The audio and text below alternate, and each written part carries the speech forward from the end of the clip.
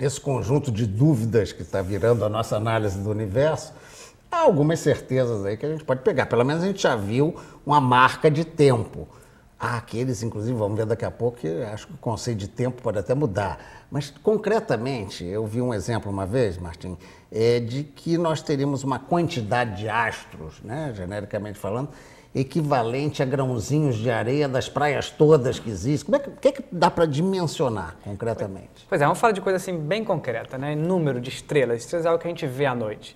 Quando a gente olha num céu bem escuro, bem do campo, a gente consegue ver mais ou menos umas 5.000 estrelas. A gente olha para o céu e parece muito. Nossa galáxia, só a nossa galáxia, ela tem da ordem de 100 bilhões de estrelas. E galáxia é um grupinho de estrelas, para a cosmologia, é o tijolinho que faz a cosmologia. Hoje a gente vê no universo mais ou menos 60 bilhões de galáxias. Para não ficar bilhão em bilhão, vamos pegar duas coisas para imaginar. Pega uma moedinha de 1 centavo de real e segura ela lá para o céu, uma região que você não vê nada. Nesse buraquinho lá, o telescópio Hubble, num buraquinho do tamanho de uma moedinha segurada com a mão, ele viu 10.000 galáxias. Isso é uma foto do Hubble. Então, para a gente ter uma noção de quantas galáxias você pode ver no universo, quantas galáxias tem na maior distância que a visão, a luz pode alcançar na idade do universo. No caso, que essa emissão de luz nos permite enxergar. Exatamente.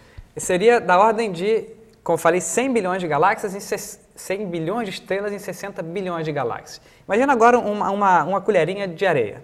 Uma colherinha de areia tem muitos grãos de areia. Imagina uma praia inteira. Tem muita areia. Agora imagina todas as praias de todo o planeta Terra. A quantidade de areia que tem em todas as praias de todo o planeta Terra é mais ou menos a quantidade de estrelas que tem no universo. Só para a gente ter uma noção disso aí. Já deu para dimensionar que é uma coisa... Daí a noção do infinito, né? De tanto que passa do conhecimento do razoável. O que a gente teria de mais concreto aí, Jaime? Além desses exemplos pelas areias, dá para dimensionar um pouco, né? E o que é que nós teríamos? Por exemplo, vamos pegar alguns conceitos, né? Que a gente lembra aí, energia escura, buraco negro, são coisas que, tal como o Big Bang, rolaram. Era bom de explicitar um pouco. O tal do buraco negro, o que é? Todo mundo acha um sumidouro. Como definir isso, esse conceito? Uma coisa que eu sempre gosto de esclarecer é que a imagem que as pessoas têm de buraco negro é de algo aterrador que suga tudo ao redor. Né? Agora, o que eu gosto de lembrar é que o que está por detrás de qualquer campo gravitacional é a massa. Então, o que quer que tenha produzido um buraco negro vai estar relacionado ao campo gravitacional daquela massa. Um exemplo concreto. Se o Sol virasse hoje um buraco negro, já vou esclarecer o que é. Como pode um Sol virar buraco negro? Exatamente. A Terra continuaria na órbita dela e todos os demais planetas. Por quê? Porque a massa do Sol não teria sido alterada pelo fato da estrutura dele ter sido alterada.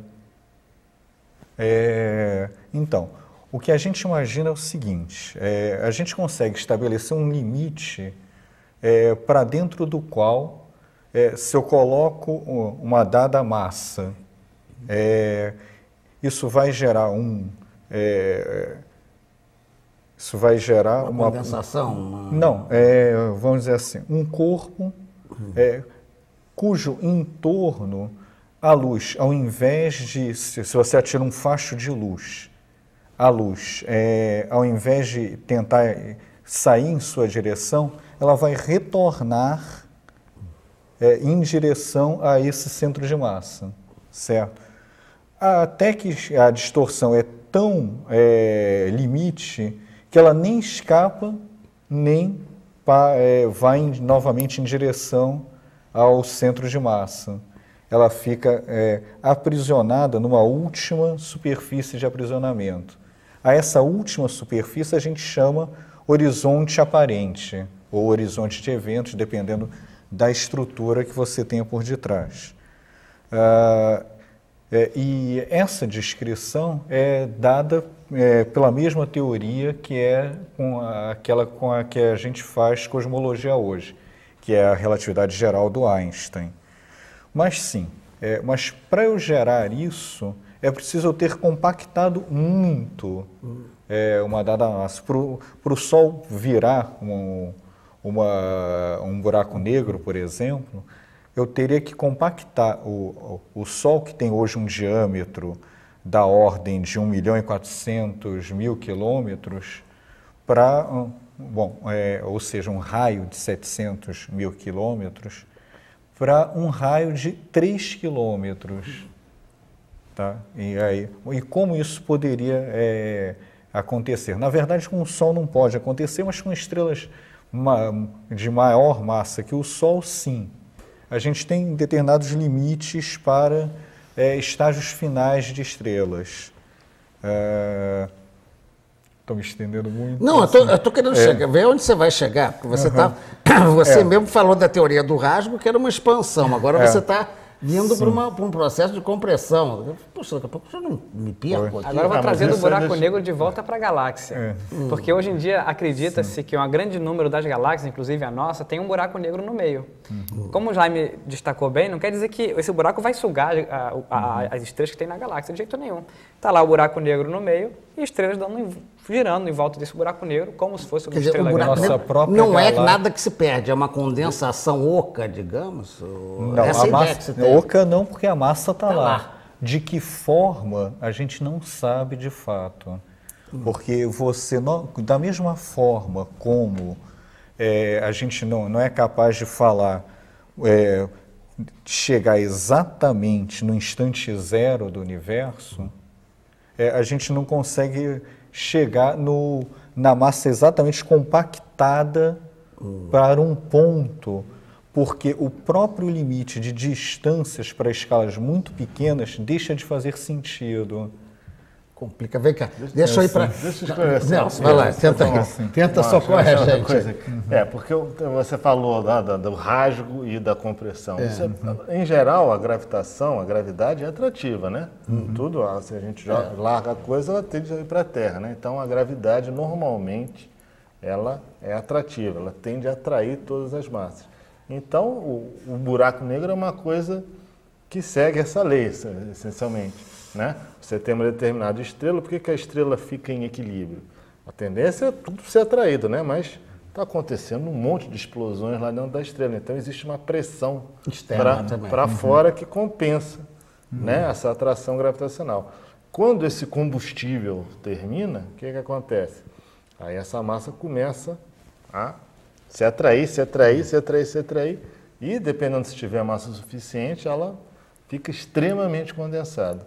Essa condensação é tão grande, por que se chama buraco negro? Por exemplo, na Terra, né, se eu lançar uma pedra para cima, ela vai e volta. Mas se eu lançar com uma determinada velocidade, ela consegue escapar da Terra. Né? Se eu jogar com uma velocidade suficientemente grande, essa pedra consegue escapar da Terra, como satélite escapa da Terra, como foguete escapa da Terra. Isso é o que se chama velocidade de escape, a velocidade mínima para uma pedra escapar da Terra. Né? O buraco negro é uma coisa tão densa, que essa velocidade mínima é a velocidade da luz. Então a luz não sai, ou superior. Daí então, um pouco do negro, né? Então a luz não sai de lá. Por que eu olho você? Porque a luz bate em você e chega no meu olho. Né? Mas se a luz não consegue sair daquela estrela, entre aspas, né? Então ela fica negra. Deixa eu aproveitar o negro para pedir para o Maurício a energia escura que está falado aí. O que dá para dizer que é? Está muito em voga, né, se falar de energia escura. O que dá para esclarecer que seja? Na verdade, a energia escura até é um tipo de matéria bastante exótica, né, que ao invés de naturalmente a gente ter um corpo que, quando jogado para longe dela, ele fosse atraído, vamos dizer assim, grosseiramente, ele acaba e é repelido. Né? Mas isso tudo só pela descrição da força gravitacional. Então, essa teoria que já se comentou tanto, relatividade geral aqui, ela prevê a existência desse tipo de componente, de matéria, um pouco estranha, né? E as observações levam à confirmação da existência dessa matéria. Outro tipo de matéria também exótica é uma matéria que já havia observações que indicavam a presença dela antes da própria energia escura, que é a chamada matéria escura, que é a matéria que a gente pode ver que de maneira indireta ela está afetando o movimento de corpos em torno de uma certa região sem luz, né, escura, mas do estudo do movimento a gente verifica que tem que ter mais matéria do que a eventual luz que a gente consegue associar com uma matéria ali. Queria fazer um comentário de uma coisa curiosa, né? A gente está falando tanto de matéria escura, energia escura, e o que a gente vê são estrelas, ou melhor, vê galáxias. Isso que a gente vê quando olha para o universo. O curioso é que a gente consegue contar a história do universo até essas galáxias, mesmo com essa matéria escura, energia escura que a gente não vê, a gente consegue ver mais ou menos como as galáxias estão espalhadas hoje. A gente vai lá nas observações daquilo que aconteceu há 14 bilhões de anos atrás, que é essa radiação cósmica de fundo, essa luz que sobrou de quando o universo era muito quente. Então a gente consegue olhar essa luz, que foi emitida lá há uns 14 bilhões de anos atrás, a gente vê as galáxias hoje, estão espalhadas pelo universo, e a gente consegue fazer uma ponte entre as duas, contando essa história do universo. A gente consegue botar isso dentro da física, dentro de uma linguagem matemática, botar isso, por exemplo, num computador, e o computador vai produzir essa história do universo, desde aquele primórdio, onde ele era muito quente, até hoje, quando a gente tem galáxias.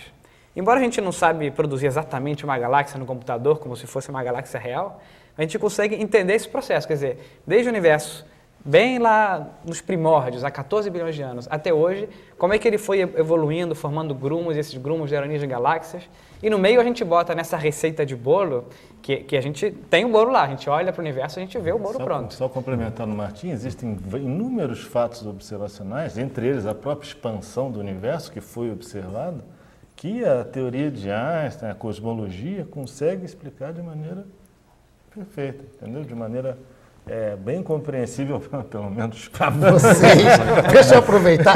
E depois do intervalo, eu juro que eu vou começar a questionar os nossos convidados do porquê desta atração gravitacional de vocês com o universo. Por que vocês se atraem tanto pelo estudo do universo? Aguarde um instantinho que a gente volta já já.